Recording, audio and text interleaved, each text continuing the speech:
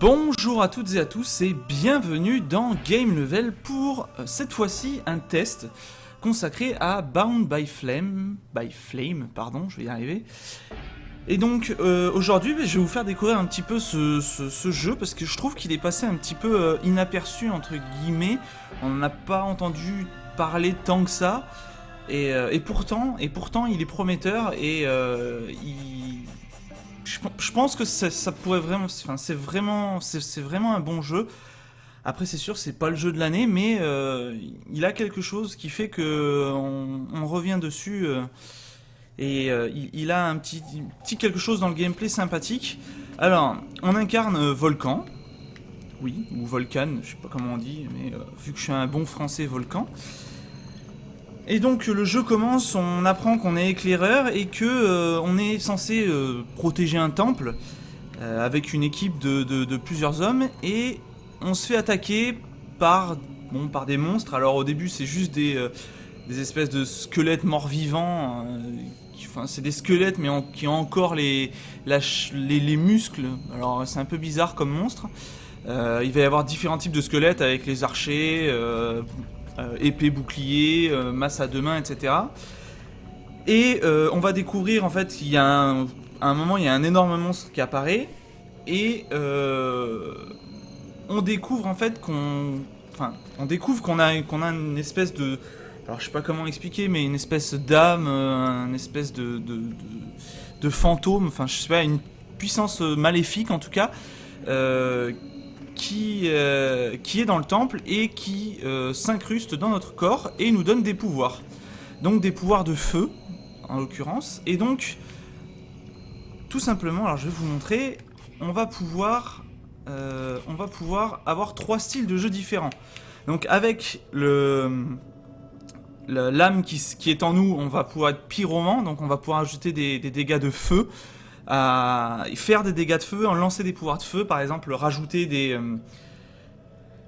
comment ça s'appelle, des flammes autour de notre épée, de nos armes, etc. Après on va pouvoir être rôdeur, donc ça tout simplement c'est l'équivalent du voleur, hein. On a deux dagues et on attaque très vite, sauf qu'on peut pas parer, on esquive. Et le guerrier où on a une arme à deux mains et donc le guerrier peut briser les gardes des ennemis, tandis que le rôdeur ne peut pas. Et le guerrier, lui, part les coups au lieu de les esquiver. Voilà, grosso modo, c'est la différence entre les trois types de combats qu'on peut réaliser. Et donc, du coup, tout simplement, j'ai décidé d'être plus rôdeur que guerrier et pyromant. Donc, on peut toujours utiliser les attaques. Donc, vous voyez que quand on choisit ici, en bas, les ronds, c'est ceux qu'on a déjà débloqués. Donc, c'est-à-dire que à chaque fois qu'on va choisir le type de combat dans lequel on va pouvoir utiliser ces compétences-là. Donc, tout simplement en appuyant sur... Alors, je veux pas vous dire de bêtises, voilà. Donc, alors moi je joue à la manette, donc en appuyant sur RB, vous changez votre style de combat. Donc, soit vous êtes en posture guerrier, soit vous êtes en posture rôdeur. Et avec tout ça, vous pouvez continuer à lancer donc vos pouvoirs de pyromant. Donc on peut voir en bas ici que si on appuie sur LT et Y ou B, on va pouvoir lancer des attaques qui vont nous consumer du pouvoir magique, donc du mana. Donc là, on va continuer un petit peu pour que je vous montre le gameplay, etc. Faut savoir que je suis level 6, qu'on a un niveau supérieur et que donc du coup, point disponible 8. Donc c'est à dire qu'on va pouvoir rajouter des dégâts, rajouter des compétences. Donc par exemple, moi, la boule de feu je l'ai déjà, mais ça veut dire que je peux par exemple augmenter les dégâts de feu. Si j'achète là pour un point de compétence, j'augmente mes dégâts de feu de 1. Là, si j'achète pour un point de compétence, je vais augmenter mes dégâts de feu pour mon arme. Donc je vais dépenser un point là-dedans. Ensuite, je vais dépenser un point vitesse d'enchaînement des dagues, et ça c'est plutôt pas mal.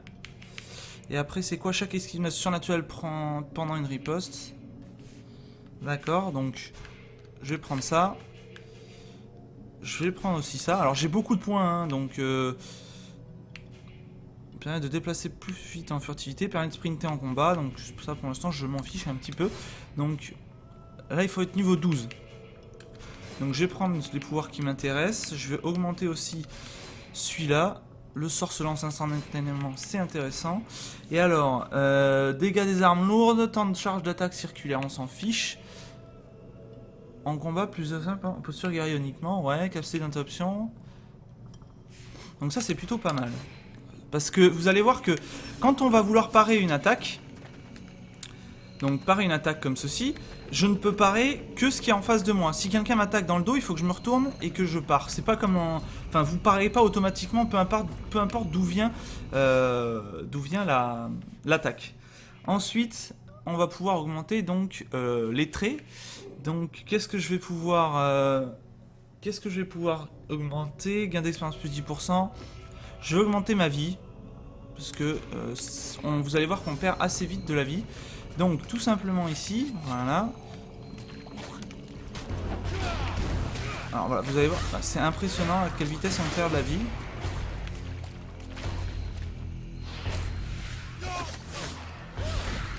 Et les combats sont assez longs, hein. Il faut savoir que c'est vraiment... c'est le combat qui est long, alors... Voilà, donc... Et vous allez... Donc à chaque fois que vous allez tuer des ennemis, vous avez une chance de récupérer des... Voilà, des composants. Et ces composants vous permettent en fait de faire un peu d'artisanat. Alors je me souviens plus... Où c'est? Ah si, c'est là, voilà. Donc vous allez pouvoir l'améliorer. Et donc on vous dit, voilà... donc je vais choisir le pommeau qui a une place vide. Et donc je vais pouvoir faire soit chance de coup critique plus 4%, soit dégâts physiques plus 1. Donc là, en l'occurrence, je peux pas faire les chances de coup critique parce qu'il me faut 3 d'acier et j'en ai 1. Par contre, j'ai assez pour les dégâts physiques puisque j'ai assez de métal brut, assez d'os et assez de cuir. Donc je vais l'ajouter à mon arme. Est-ce que je l'ajoute à cette arme? Non, je vais pas l'ajouter à cette arme parce que... Si, je vais l'ajouter à cette arme, pardon. J'ai dit n'importe quoi, je croyais m'être trompé d'arme. Donc voilà, donc j'ai ajouté plus dégâts physiques plus 1. Donc maintenant je fais plus de dégâts, tout simplement, avec cette dague là, avec cette arme là, hein, c'est... Voilà. Donc... Hop, on va essayer d'attaquer.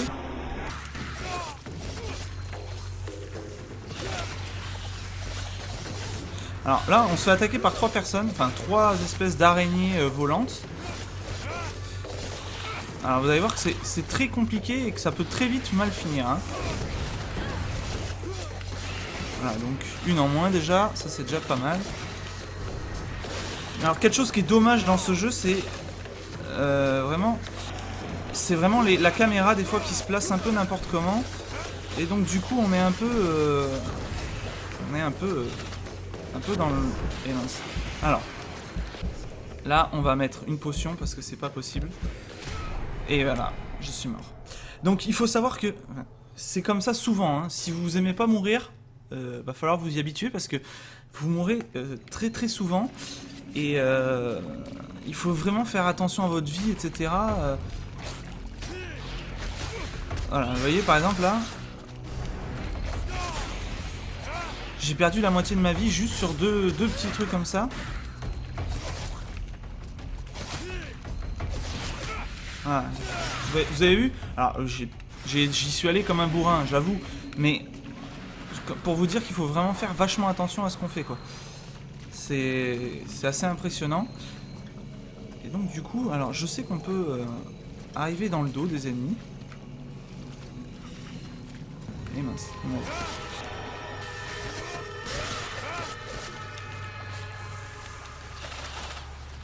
Donc vous voyez, il nous attaque à distance, donc ça veut dire que il faut éviter vraiment, c'est pas un jeu qui est simple, hein.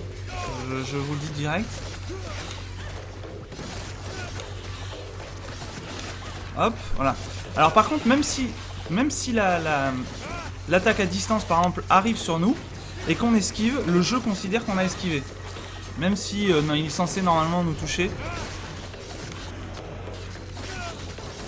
Donc là ça se passe plutôt bien puisque le bot en a pris 2 et moi j'en ai pris 2, donc c'est plutôt sympa.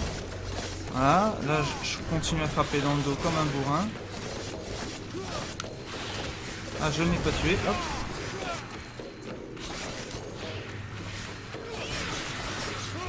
Et voilà, donc là ça s'est plutôt pas mal passer, voire même beaucoup mieux passer.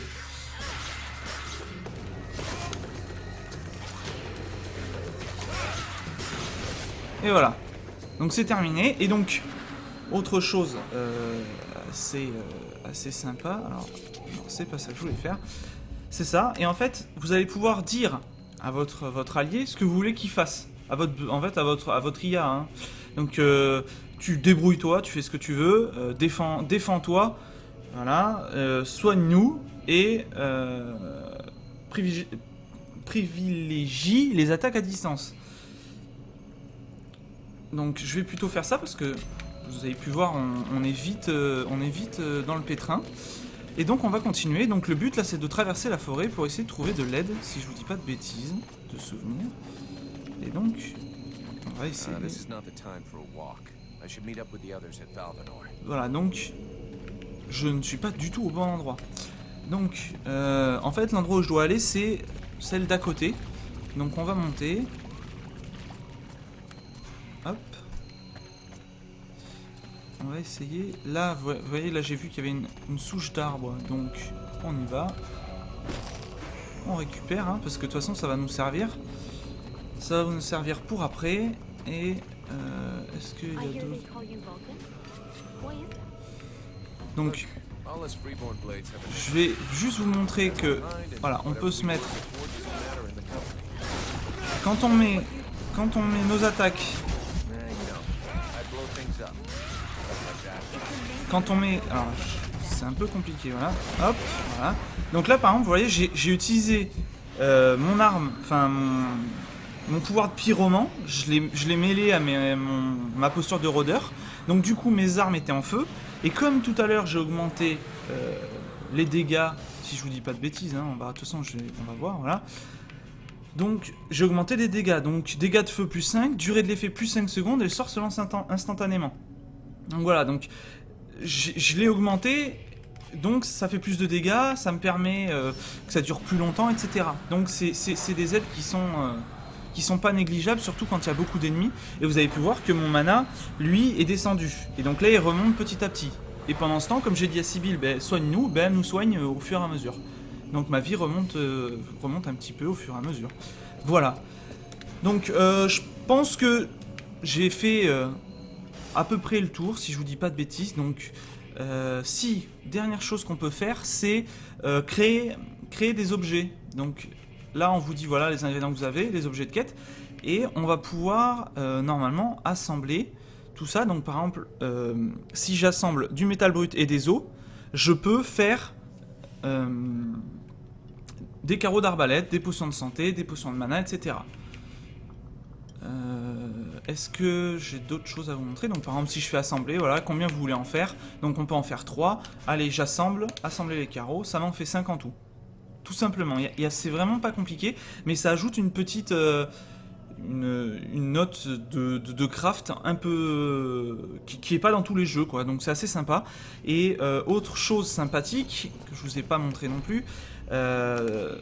voilà, ça c'est la roue des sorts qu'on a, donc vous voyez là, je pourrais rajouter par exemple l'onde de chaleur ou les flammes gardiennes pour les sorts de pyromant, hein, ça on fait ce qu'on veut. Mais si en X j'ai mis l'arbalète et en A j'ai mis des pièges. Donc ça veut dire que si je pose un piège par terre là en ce moment, ça va faire une petite zone au sol. Et si les ennemis rentrent dedans, ça explose tout simplement. Donc il y a plein de façons de voir le... Enfin, de concevoir les combats, comment on a envie de combattre, etc. Donc ça laisse vraiment le choix à peu près tout le monde. Donc ça c'est vraiment sympa. Voilà, je crois que j'ai à peu près tout dit. Voilà, on peut tout simplement s'équiper tout ça. Alors ça c'est déjà équipé, donc c'est voilà. Donc on est à peu près équipé en tout. On a fait le tour, donc... si vous avez envie de voir d'autres vidéos sur Burned by Flame, eh bien vous n'hésitez pas à nous le faire savoir. Je vous remercie d'avoir regardé cette vidéo. Je vous invite à nous suivre sur Twitter, Facebook et YouTube. Et puis, je vous dis à très bientôt. Salut, salut!